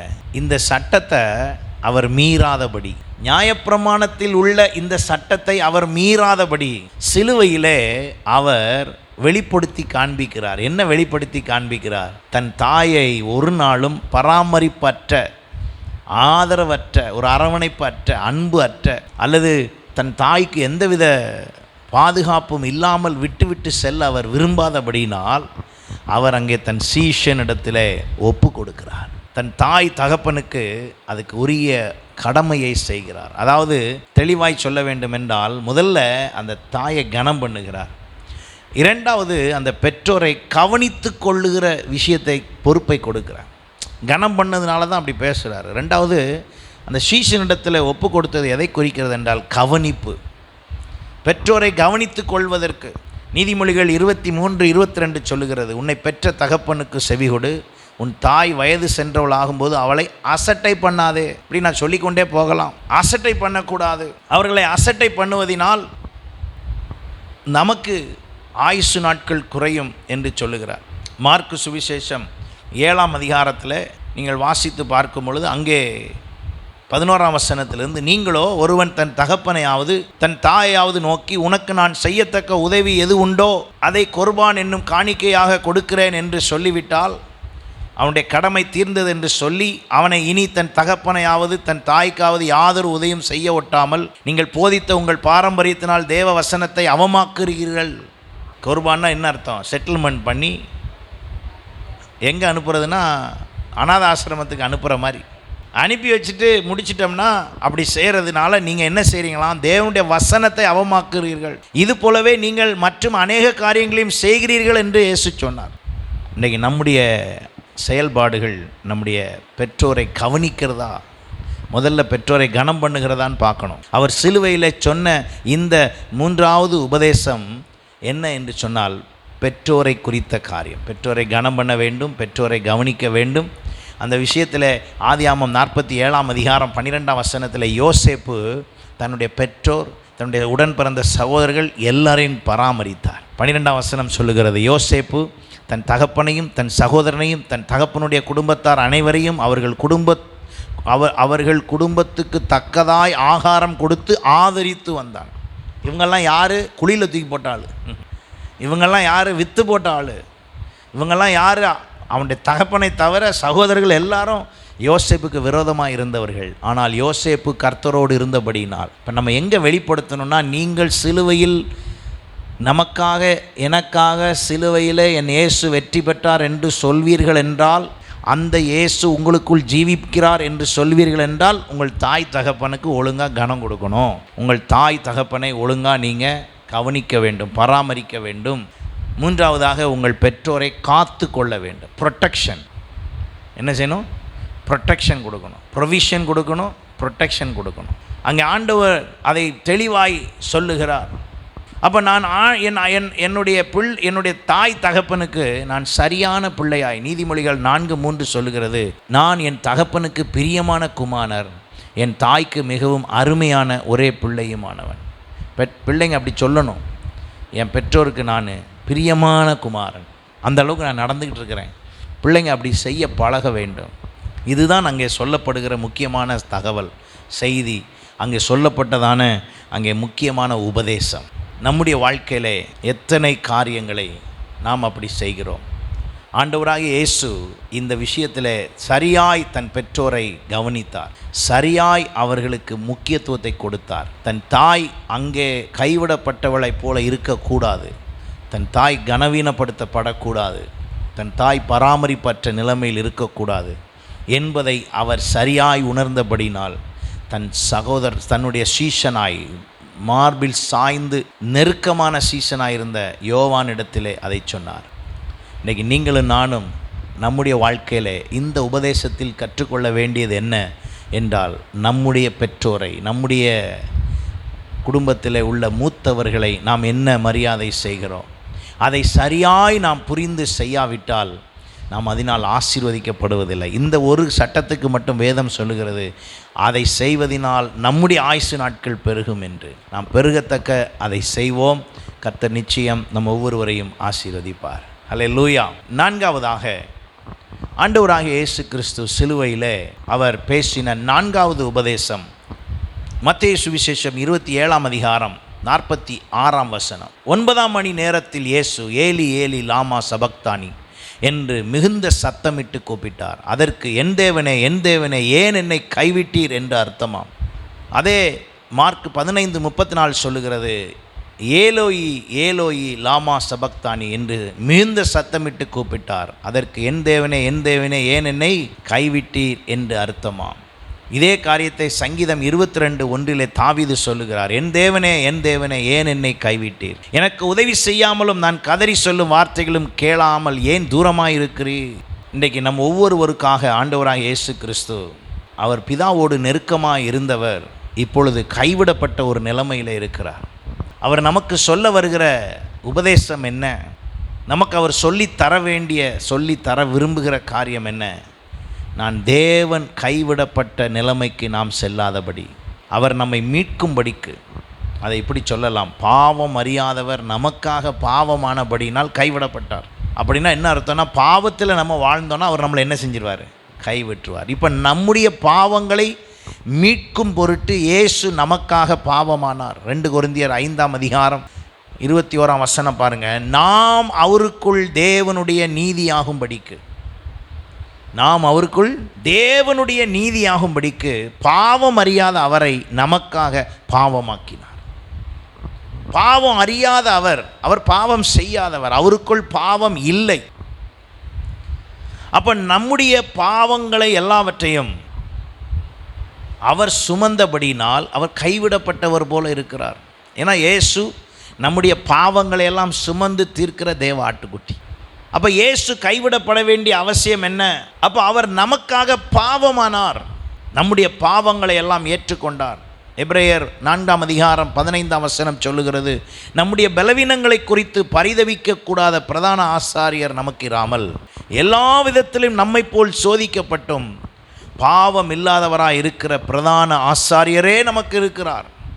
அவர்தான் சொல்லுகிறார், ஏலி ஏலி லாமா சபக்தானி, என் தேவனே ஏன் என்னை கைவிட்டீர், நீர் தான் என்னை அனுப்பினீர், ஜனங்களுடைய பாவங்களை மீட்கும்படி அனுப்பினீர். நான் இப்பொழுது பாவம் செய்தவனுக்கு கொடுக்க வேண்டிய தண்டனையை ஏற்றுக்கொள்ளுகிறேன். 1 யோவான் 3:5 சொல்லுகிறது, அவர் நம்முடைய பாவங்களை சுமர்ந்து தீர்க்க வெளிப்பட்டார் என்று அறிவீர்கள், அவரிடத்தில் பாவம் இல்லை. இப்போ 4ஆவதாக அவர் சொல்ல வந்த உபதேசம் ஒரு தத்தளிப்பை போல, ஒரு தவிப்பை போல, ஒரு கைவிடப்பட்ட ஒரு நிலையைப் போல அவருடைய நிலை சிலுவையில் இருந்தது. அப்பொழுது அவர் சொல்லுகிற உபதேசம், பாவத்தில் நீங்கள் இருந்தால் கைவிடப்படுவீர்கள், பாவம் உங்களை மேற்கொள்ளாதபடி. பாவம் அறியாத அவர் நமக்காக பாவமானார், ஆகையினாலே அவர் கைவிடப்பட்டது போன்று அங்கே இருந்தார். எப்படி? ரோமருக்கு எழுதின நிருபம் 8ஆம் அதிகாரம் 3ஆம் வசனம் சொல்லுகிறதுபடி, அது எப்படி எனில், மாம்சத்தினாலே பலவீனமாயிருந்த நியாயப்பிரமாணம் செய்யக்கூடாததை தேவனே செய்யும்படிக்கு தம்முடைய குமாரனை பாவ மாம்சத்தின் சாயலாகவும் பாவத்தை போக்கும் பலியாகவும் அனுப்பி மாம்சத்திலே பாவத்தை ஆக்கினைக்குள்ளாக தீர்த்தார். ஆமென். பாவத்தை ஆக்கினைக்குள்ளாக தீர்த்தார். அதற்காக அவர் சிலுவையிலே அடிக்கப்பட்டார். ஆகையினால தான் நமக்காக பாவமானார். அவர் பாவமானபடினால் அவர் கைவிடப்பட்டவர் போல இருந்தார். அவருடைய நிலைமை கைவிடப்பட்டது போல இருந்தது. ஆனால் அவருடைய அவருடைய உண்மையான உறவு என்ன? ஏசாயா 59 அதிகாரம் 2ஆம் வசனம் பாருங்க. உங்கள் அக்கிரமங்களே உங்களுக்கும் உங்கள் தேவனுக்கும் நடுவாக பிரிவினை உண்டாக்குகிறது. உங்கள் பாவங்களே அவர் உங்களுக்கு செவிகொடாதபடி அவருடைய முகத்தை உங்களுக்கு மறைக்கிறது. இப்பொழுது இயேசு பாவமானார். ஆகையினால் இப்பொழுது அவர் கைவிடப்பட்ட நிலைமையில் இருக்கிறார். யோவான் சுவிசேஷம் 10ஆம் அதிகாரம் 30ஆம் வசனம் சொல்லுகிறது, நானும் பிதாவும் ஒன்றாயிருக்கிறோம். அப்படி இருந்தவர் தான், ஒன்றாயிருந்தவர். இன்னும் அவர் சொல்லுகிறார் யோவான் 8:29, என்னை அனுப்பினவர் என்னுடனே கூட இருக்கிறார்.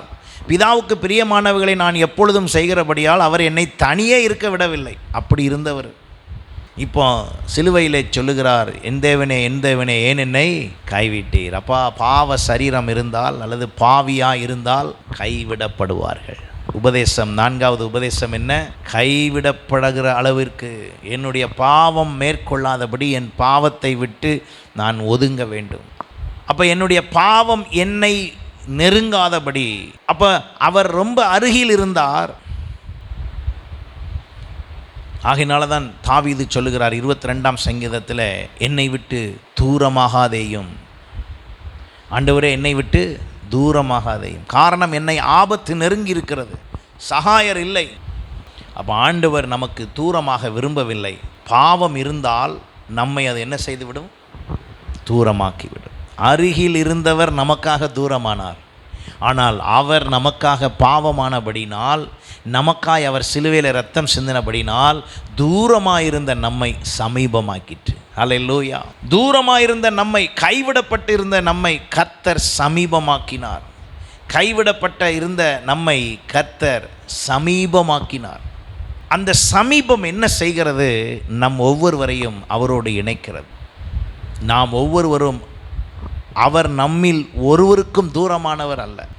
ஆண்டவரே என்று சொன்னால், அப்போஸ்தலர் 17:27 அதை சொல்லுகிறது. ஆண்டவரே என்று சொன்னால் அவர் நமக்கு சமீபமாக இருக்க விரும்புகிறார். அவர் பாவமானபடியினால் சிலுவையிலே அவர் செய்த 4வது உபதேசம் என்ன? என் தேவனே ஏன் என்னை கைவிட்டீர்? அந்த நிலைமைக்கான காரணம் என்ன? அவர் பாவ சரீரமானார். அவர் பாவ சரீரம் ஆனபடினால் நாம் பாவத்தை விட்டு நீங்கும்படி அவர் செய்கிறார். நாம் பாவத்தை விட்டு நீங்க ஒப்பு கொடுப்போமானால் நாம் ஒரு நாளும் தனித்து விடப்படுவதில்லை, நாம் கைவிடப்படுவதில்லை. அவரோடு கூட எப்பொழுதும் நாம் இருப்போம். ஹல்லேலூயா. அப்படி இருக்கும்படி கர்த்தர் நம் ஒவ்வொருவரையும் ஆசீர்வதிப்பார். 5வதாக, சிலுவையிலே ஆண்டவராகிய இயேசு கிறிஸ்து அவர் செய்த 5வது உபதேசம் என்ன என்று சொன்னால், யோவான் சுவிசேஷம் 19ஆம் அதிகாரம் 28ஆம் வசனம், அதன் பின்பு எல்லாம் முடிந்தது என்று இயேசு அறிந்து வேத வாக்கியங்கள் நிறைவேறத்தக்கதாக தாகமாயிருக்கிறேன் என்றார். ஆண்டவராகிய இயேசு தாகமாயிருக்கிறேன் என்று சொன்னார். இந்த தாகம் எதை குறிக்கிறது? மாம்சமும் இரத்தமும் உடையவர்களாய் இருக்கிற நமக்கு தாகம் உண்டாகும். ஆனால் ஆண்டவராகிய இயேசு தாகத்தை தீர்க்கிறவர். ஆமென். அவர் தாகத்தை தீர்க்கிறவர் மாத்திரமல்ல, தாகம் தீர்க்கும்படி தீர்க்க சொன்னவர். 3 காரியங்களை அதிலே சொல்லுகிறார். ஒன்று, தன்னிடத்தில் இருந்த தாகத்தை அவர் எதிர்பார்க்கிறார், வெளிப்படுத்துகிறார். எப்படி? அங்கே அவர் சொல்லுகிறார், தாகமாக இருக்கிறேன் என்று சொன்ன உடனே அங்கே சொல்லப்பட்டிருக்கிறது, மத்தேயு 27:48, உடனே அவர்களில் ஒருவன் ஓடி கடற்காளானை எடுத்து காடியில் தோய்த்து அதை ஒரு கோலில் மாட்டி அவருக்கு குடிக்க கொடுத்தான். அப்படி குடிக்க கொடுக்கும் பொழுது மார்க் 15:36 சொல்லுகிறார்கள், எலியா இவனை இறக்க வருவானோ பார்ப்போம் என்று அவரை நிந்தித்து பேசினார்கள். என்னதை குடிக்க கொடுத்தார்கள்? அது கசப்பு கலந்த காடி. சங்கீதம் 69:21 கூட அவர் சொல்லுகிறார், என் ஆகாரத்தில் கசப்பு கலந்து கொடுத்தார்கள், என் தாகத்துக்கு காடியை குடிக்க கொடுத்தார்கள். இப்போ இதெல்லாம் அந்த டைமில் எல்லாம் செஞ்சுருக்காங்க பாருங்கள். இப்போ இயேசு தன்னை தாகமாக இருக்கிறேன் என்று சொல்லுகிற அந்த இடத்துல தாகம் எதை குறிக்கிறது என்றால், ஒரு எதிர்பார்ப்பை குறிக்கிறது, ஒரு ஏக்கத்தை குறிக்கிறது. தான் தாகமாக இருக்கிறேன் என்று சொல்வது, இந்த சரீரம் குறிப்பிட்ட சமயத்திலே இந்த மாம்சமும் இரத்தமும் இருக்கிற இந்த சரீரம் தாகமடையும். ஆனால் அவர் சொல்லுகிற விஷயம் என்ன? அவர் ஒரு முறை அவர் சமாரியா நாட்டிலே போய் சமாரியா தேசத்திலே நின்ற பொழுது தண்ணீர் மொள்ள வந்த ஒருவரிடத்தில் யோவான் 4:8 வாசிக்கிறோம். அவர் சொன்ன காரியம், தண்ணீர் எனக்கு தா, தாகத்துக்கு தண்ணீர் தா. அவள் உடனே இயேசு அவளை நோக்கி தாகத்துக்கு தா என்ற உடனே கொடுத்து விட்டார். அவள் கொடுத்து விட்டாள். கொடுத்து விட்ட பிறகு இவர் அவளிடத்தில் சொல்லுகிறார், 14ஆம் வசனம் பாருங்க, நான் கொடுக்கும் தண்ணீரை குடிக்கிறவனுக்கோ ஒரு காலும் தாகம் உண்டாகாது. நான் அவனுக்கு கொடுக்கும் தண்ணீர் அவனுக்குள்ளே நித்திய காலமாய் ஊறுகிற நீரூற்றா இருக்கும் என்றார். இப்போ சிலுவையிலே தொங்குகிற அவர் தாகமாக இருக்கிறேன் என்று சொல்லுகிறவர் தாகத்தில் வெளிப்படுத்துகிற காரியம் என்னவென்றால், அவர் சொல்ல வருகிற உபதேசம் என்ன, அதை நம்ம தெளிவாக புரியணும். என்னவென்றால், உலகம் தாகத்தில் இருக்கிறது, கிறிஸ்துவுக்குள் நித்திய காலமாய் ஊறுகிற நீரூற்று இருக்கிறது. இப்போ நம்ம வேலை என்ன? நீரூற்றை கொண்டு போய் தாகமாக இருக்கிற ஜனத்திடத்தில் கொடுக்க வேண்டும். அதுதான் அவர் செய்கிற உபதேசம். ஆமென்.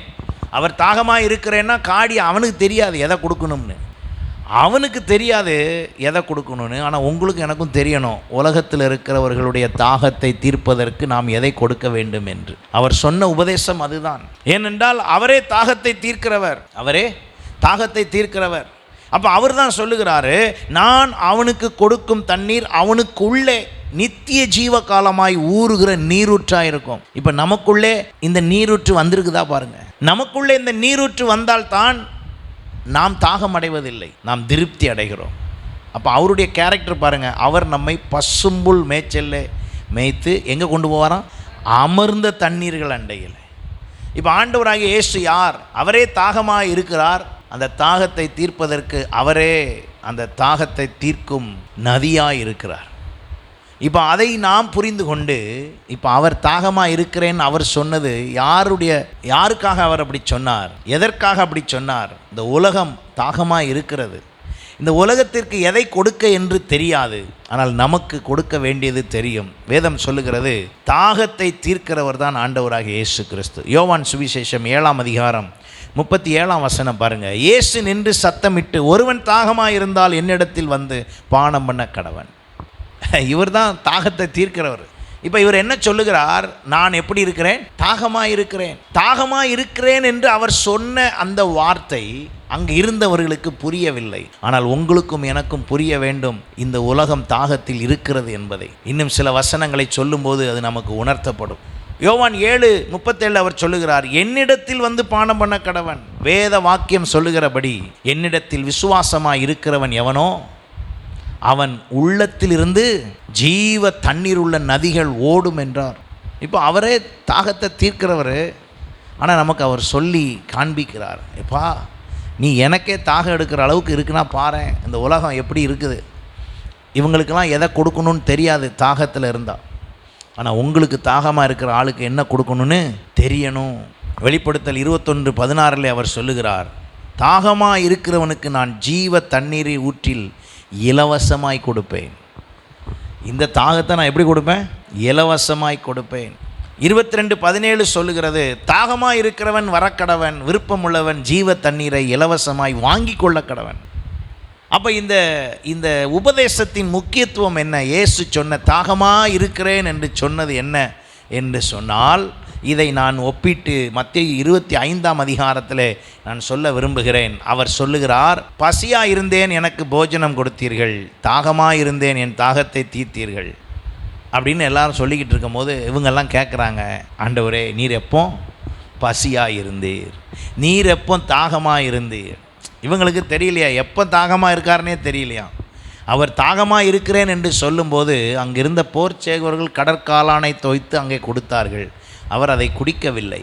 ஏனென்றால் அவர் இந்த தண்ணியை, கசப்பு கலந்த காடியை குடிப்பதல்ல, அவரிடத்திலிருந்து நமக்கு நீரூற்று போன்ற தண்ணீர் பிறக்கிறது. ஹல்லேலூயா.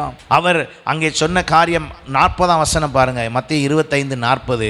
அதற்கு ராஜா பிரயுத்தரமாக, மிகவும் சிறியவராகிய என் சகோதரனாகிய இவர்களில் ஒருவனுக்கு நீங்கள் எதை செய்தீர்களோ அதையே எனக்கே செய்தீர்கள் என்று மெய்யாகவே உங்களுக்கு சொல்லுகிறேன். 44ஆம் வசனம், அப்பொழுது அவர்களும் அவருக்கு பிரயுத்தரமாக, ஆண்டவரே, உம்மை பசி உள்ளவர்களாகவும் தாகம் உள்ளவர்களாகவும் அந்நியராகவும் வஸ்திரம் இல்லாதவராகவும் வியாதியுள்ளவர்களாகவும் காவலில் வைக்கப்பட்ட நாங்கள் எப்பொழுது கண்டு உமக்கு உதவி செய்தோம் என்றார்கள். அப்பொழுது அவர் சொல்கிறாரு, இவர்களில் ஒருவனுக்கு நீங்கள் எதை செய்தீர்களோ அதை எனக்கே செய்தீர்கள். ஹல்லேலூயா. அப்போ இன்றைக்கு இந்த தாகமாக இருக்கிறேன் என்று அவர் சொன்ன அந்த காரியத்தை நான் எப்படி உங்களுக்கு விளங்க வைக்க விரும்புகிறேன் என்றால், இந்த உலகத்தில் அநேகர் தாகமாக இருக்கிறார்கள். இயேசு தாகமாக இருக்கிறேன் என்று சொன்ன பொழுது சமாரியா ஸ்திரீ தண்ணீர் கொடுத்தாள். அப்பொழுது சொன்னார், இந்த தண்ணீர் மீண்டும் தாகம் எடுக்கும். அந்த தண்ணியே தாகம் எடுக்கும்னா இவன் சிலுவையில் கொடுத்த காடி நிலைமையை யோசிச்சு பாருங்க. அதை அவர் உட்கொள்ளாமல் சொன்ன காரியம், தான் தாகமாக இருக்கிறேன், எல்லாம் முடிந்தது என்ற நேரத்தில் அவர் தாகமாக இருக்கிறேன் என்று சொன்ன அந்த ஒரு வார்த்தை நாம் விளங்கி கொள்ள வேண்டியது, நம்மிடத்தில் ஜீவ ஊற்றை கர்த்தர் தந்திருக்கிறார். நம்மிடத்திலே ஆண்டவர் ஜீவ ஊற்றை தந்திருக்கிறபடினால் நாம் என்ன செய்ய வேண்டும் என்றால், அவர்களுக்கு நாமே தாகத்தை தீர்க்க வேண்டும். ரோமர் 12:20 சொல்லுகிறது, அவன் தாகமாக இருந்தால் அவனுக்கு பானம் கொடு. நமக்கு விரோதியாக இருந்தாலும் சரி, அவன் தாகமாக இருந்தால் அவனுக்கு தாகம் கொடு. அப்போ ஆண்டவராக இயேசு கிறிஸ்து நம்மிடத்தில் எதிர்பார்க்கிற இந்த 5வது உபதேசத்திலே அவர் சொல்ல வருகிற விஷயம் என்ன? சிலுவையில் அவர் கடைசி நேரத்தில் தொங்கிக் கொண்டு இருக்கும் பொழுது கூட நமக்கு உணர்த்துகிற காரியம், என்னிலிருந்து ஜீவ தண்ணீர் புறப்படுகிறது, ஜீவனுள்ள ஊற்று இருக்கிறது, நீங்கள் விரும்புகிறவர்கள் கேட்டால் அதை நான் இலவசமாய் தருகிறேன் என்று சொல்லி, அப்போ இந்த உலகம் தாகமாக இருக்கிறதை அவர் நமக்கு உரிமையாக அல்லது நமக்கு உணர்த்தும்படியாக அவர் அதை சொல்லி காண்பித்தார். நாமும் அதே போல் நம்மை சுற்றி இருக்கிறவர்கள், நம்மை நெருங்கி இருக்கிறவர்கள், நமக்கு அறிமுகமானவர்கள் எங்கெல்லாம் தாகமாய் இருக்கிறார்களோ, சமாதானத்தை தேடி தாகமாய் ஓடுகிறார்கள், நிம்மதியை தேடி தாகமாய் ஓடுகிறார்கள், இன்னும் உலகத்தில் விடுவிப்பார் இல்லை என்று ஓடுகிறார்கள், பரிகாரியை தேடி தாகமாய் ஓடுகிறார்கள், எல்லா விதத்திலும் ஓடிக்கொண்டு இருக்கிறவரிடத்தில் இயேசுவே மெய்யான பலி, மெய்யான பானம் என்று சொல்லி அவருடைய அந்த ஜீவ நீரூற்றை மற்றவர்களுக்கு நாம் கொடுப்போம். அதை கொடுக்கும்படி தான் கர்த்தர் நம்மை உணர்த்துகிறார். ஹல்லேலூயா. அப்படி நாம் செய்யும்போது நிச்சயமாய் கர்த்தர் நம் ஒவ்வொருவரையும் ஆசீர்வதிப்பார். 6வதாக அவர் செய்த உபதேசம், ஆண்டவராக இயேசு கிறிஸ்து சிலுவையிலே அவர் செய்த 6வது உபதேசம் என்ன? யோவான் சுவிசேஷம் 19ஆம் அதிகாரம் 30ஆம் வசனம். இயேசு காடியை வாங்கின பின்பு முடிந்தது என்று சொல்லி தலையை சாய்த்து ஆவியை ஒப்பு கொடுத்தார். தன்னுடைய கடைசி நேரத்தில் ஆண்டவராக இயேசு கிறிஸ்து தன்னை அர்ப்பணித்தார். தன்னை என்ன செய்தார்? அர்ப்பணித்தார். தலையை சாய்த்து ஆவியை ஒப்பு கொடுத்தார். பிதாவினிடத்தில் தன்னுடைய ஆவியை ஒப்பு கொடுத்தார். அது எதை குறிக்கிறது? தான் இந்த பூமியிலே வந்து கிறிஸ்துவாக அவர் வந்து பிதாவினுடைய சித்தத்தை நிறைவேற்றுவதற்கு அவர் வந்ததை அவர் உணர்த்தும் விதமாய், என்னை எதற்காக கர்த்தர் அனுப்பினாரோ, நம் காலையில் கூட தியானித்ததின் போல, எதற்காக அனுப்பினாரோ அனுப்புனதை சரியாய் செய்வதற்கு அனுப்பின ஆண்டவரிடத்திலே நான் என்னை அர்ப்பணிக்கிறேன். அல்லேலூயா. அவர் உணர்த்தின விஷயம், உபதேசித்த காரியம் என்ன? 6வதாக அவர் கொடுத்த உபதேசம் என்னவென்றால், அவர் சொன்ன காரியம், நமக்கு அவர் சொன்ன காரியம், நம்ம எல்லாரையும் செய்யும்படி சொன்ன காரியம் அர்ப்பணிப்பு. என் ஆவியை ஒப்பு கொடுத்தேன். யோவான் சுவிசேஷம் 4ஆம் அதிகாரம் 34ஆம் வசனத்தில் இயேசு அவர்களை நோக்கி, நான் என்னை அனுப்பினவருடைய சித்தத்தின்படி செய்து அவருடைய கிரியையை முடிப்பதே என்னுடைய போஜனமாக இருக்கிறது. அப்போ இவர் அர்ப்பணிக்கிற அவர் பிதாவின் சித்தத்தை முடித்தார். இன்றைக்கி நீங்களும் நானும் அந்த பிதாவின் சித்தம் செய்கிறவர்களாக, அவர் அனுப்புனார்னா அந்த அனுப்பின வேலையை செய்யணும். யோவான் 17:4 அவர் தெளிவாய் ஜெபிக்கிறார். இயேசு ஜெபிக்கும் பொழுது இப்படி ஜெபித்தார், பூமியிலே நான் உம்மை மகிமைப்படுத்தினேன், நான் செய்யும்படி நீர் எனக்கு நியமித்த கிரியைகளை செய்து முடித்தேன். நீ என்ன செய்யணும்னு சொல்லி அனுப்பினீரோ அதை நான் செய்து விட்டேன் ஆண்டவரே என்று தன் ஆவியை அவர் என்ன செய்தாராம்? ஒப்பு கொடுத்தார். அது எதை குறிக்கிறது? ஒரு அர்ப்பணிப்பை குறிக்கிறது. இன்றைக்கி நீங்களும் நானும் இந்த 6வது உபதேசத்திலிருந்து கற்றுக்கொள்ள வேண்டிய விஷயம் என்னவென்றால், ஒரு அர்ப்பணிப்பு. நீங்களும் நானும் எவ்வளவு அர்ப்பணித்து இருக்கிறோம்? நாம் அர்ப்பணிப்பை சரியாய் செய்யும்போது தான் பிதாவின் சித்தம் நிறைவேறுகிறதாயிருக்கும். அவருடைய அர்ப்பணிப்பிலே இரண்டாவதாக 1 யோவான் 3:8 சொல்லுகிறது, பிசாசின் கிரியைகளை அழிக்கும்படிக்கு தேவனுடைய குமாரன் வெளிப்பட்டார். அவர் வெளிப்பட்டது அவனை அழிக்கும்படிக்கு, அதை அவர் செய்து சிலுவையில் வெற்றி சிறந்தார். ஆமென். ரோமர் 16:20 சொல்லுகிறது, சமாதானத்தின் தேவன் சீக்கிரமாய் சாத்தானை உங்கள் கால்களின் கீழே நசுக்கி போடுவார். நம்முடைய கர்த்தராகிய இயேசு கிறிஸ்துவினுடைய கிருபை உங்களோடு கூட இருப்பதாக. சமாதானத்தின் தேவன் சாத்தானின் கிரியைகளை கால்களின் கீழே என்ன செய்வாராம்? நசுக்கி போடுவார். அப்போ இன்றைக்கு நம்ம ஒவ்வொருவருடைய வாழ்க்கையிலையும் ஆண்டவர் அவர் அர்ப்பணித்த அந்த உபதேசம் என்னவென்றால், அவருக்கு சொல்லப்பட்டதை, அவர் அனுப்பப்பட்டதை அவர் நிறைவேற்றி முடித்தார். அது மாத்திரமல்ல, யோவான் சுவிசேஷம் 1:29 உலகத்தின் பாவத்தை சுமந்து தீர்க்கிற தேவ ஆட்டுக்குட்டியாக தன்னை ஒப்பு கொடுத்தார். சகலவற்றையும் சிலுவையிலே சுமந்து தீர்த்தார். 1 பேதுரு 2:24 அதை சொல்லுகிறது, அவர் தாமே தமது சரீரத்திலே நம்முடைய பாவங்களை சிலுவையின் மேல் சுமந்தார், அவருடைய தழும்புகளால் குணமானீர்கள். அவருடைய தழும்புகளால் குணமானீர்கள். அப்போ அவரே நமக்காக பாவமானார், அவர் நம்மை ரட்சித்தார், அவர் மன்னித்தார், ரட்சித்தார், அவர் நமக்காக நம்மை பராமரிக்கும்படி சொன்னார். தொடர்ந்து நாம் தியானித்தபடியாக ஆண்டவர் ஒவ்வொன்றாய் சொல்லி வருகிற வேளையிலே 6வது உபதேசமாக அர்ப்பணிப்பை குறித்து அவர் தெளிவாய் சொல்லுகிறார். தான் பாவம் இல்லாதவராய் இருந்தாலும் நம்மை மீட்கும் பொருட்டு பாவம் ஆகும்படியும் அர்ப்பணித்தார். எபிரேயருக்கு எழுதின நிருபம் 9:26 பாருங்க. அப்படி இருந்ததானால் உலகம் உண்டானது முதற்கொண்டு அவர் அநேக தரம் பாடுபட வேண்டியதாக இருக்குமே. அப்படி அல்ல, அவர் தம்மை தாமே பலியிடுகிறதினாலே பாவங்களை நீக்கும் பொருட்டாக இந்த கடைசி காலத்தில் ஒரே தரம் வெளிப்பட்டார். ஆமென். அவர் ஒரே தரம் வெளிப்பட்டு அவர் என்ன செய்தாராம் பாருங்க. 1 யோவான் 3:5 சொல்லுகிறபடி, அவர் நம்முடைய பாவங்களை சுமந்து தீர்க்க வெளிப்பட்டார் என்று அறிவீர்கள். அவரிடத்தில் பாவம் இல்லை. அவர் நம்முடைய பாவங்களை எல்லாம் சுமந்து தீர்த்தார். அவரே நமக்கு கிருபாதார பலியாக ஒப்பு கொடுக்கப்பட்டார். அவரால் இந்த அர்ப்பணிப்பின் மூலம், இந்த அர்ப்பணிப்பின் செயலால் தன் ஆவியை ஒப்பு கொடுத்த தேவன், அவர் பிதாவின் சித்தம் செய்தது போல நீங்களும் நானும் நம்முடைய ஆவி ஆத்மா சரீரத்தை அவரிடத்தில் ஒப்பு கொடுத்து பிதாவின் சித்தம் செய்ய வேண்டும். பிதாவின் சித்தம் என்ன? நீங்களும் நானும் கரையற்றவர்களாய், கற்புள்ளவர்களாய், நீங்களும் நானும் நம்முடைய சரீரத்திலே பாவங்களை நீக்கி அவர் நம்மை நீதிமான ஆக்கினதை, நம்மை பரிசுத்தமாக்கினதை வெளிப்படுத்தும்படியாக நம்மை நாம் ஒப்பு கொடுப்பதே அர்ப்பணிப்பாய் இருக்கிறது. நாம் அதை செய்யும்போது கர்த்தர் நம் ஒவ்வொருவரையும் ஆசீர்வதிப்பார். அல்லேலூயா. 7வதாக அவர் செய்த உபதேசம் என்ன? லூக்கா சுவிசேஷம் 23:46 இயேசு பிதாவை சிலுவையிலே ஆண்டவராக இயேசு கிறிஸ்து 7வதாக செய்த உபதேசம் என்ன? லூக்கா சுவிசேஷம் 23:46 இயேசு பிதாவே, உம்முடைய கைகளில் என் ஆவியை ஒப்புவிக்கிறேன் என்று மகா சத்தமாய் கூப்பிட்டு இப்படி சொல்லி ஜீவனை விட்டார். அவர் தன்னுடைய ஜீவனை அவர் முழுவதுமாய் மரணத்துக்குள்ளாக்கின ஒரு நேரம். அப்படியானால் அந்த பலி நிறைவு பெற்றது, அந்த பலி முழுமையடைந்தது. ஆண்டவராக இயேசு கிறிஸ்து தன்னை பலியாக, எபிரேயர் 9:14 நாம் வாசிக்கிறோம், நித்திய ஆவியினாலே தம்மை தாமே பழுதற்ற பலியாக தேவனுக்கு ஒப்பு கொடுத்த கிறிஸ்துவினுடைய இரத்தம் ஜீவனுள்ள தேவனுக்கு ஊழியம் செய்கிறதற்கு உங்கள் மனசாட்சியை செத்த கிரியைகளற சுத்திகரிப்பது எவ்வளவு நிச்சயம். அப்போ அவர் சொன்ன உபதேசம் என்ன? 7வது உபதேசம் என்ன? நம்மை நாம் சரியாய் ஒப்புவிக்க வேண்டும். ஒப்புவிப்பது என்றால் என்ன அர்த்தம் என்றால், ஆண்டவரே நீங்கள் பார்த்து செய்யுங்க, நீங்கள் எல்லாம் செய்யுங்க, என் முடிவு ஒன்றுமல்ல, என்னால் ஒன்றுமல்ல, என் சுயத்தில் ஒன்றுமல்ல, என் செயலில் ஒன்றுமல்ல, உம்மால் எல்லாம் ஆகும். இயேசு தன்னை அப்படித்தான் ஒப்பு கொடுத்தார். அப்படி ஒப்பு கொடுத்தபடினால தான் நம்முடைய மனசாட்சியை செத்த கிரியைகளற சுத்திகரிப்பது அதிக நிச்சயமாய் இருக்கிறது. அப்போ நாம் என்ன செய்ய வேண்டும்? நாம் ஒப்பு கொடுக்க வேண்டும், நம்மை நாம் ஒப்புவிக்க வேண்டும். ஏசாயா 53:10 சொல்லப்பட்டிருக்கிறது, கர்த்தரோ அவரை நொறுக்க சித்தமாகி அவரை பாடுகளுக்கு உட்படுத்தினார்.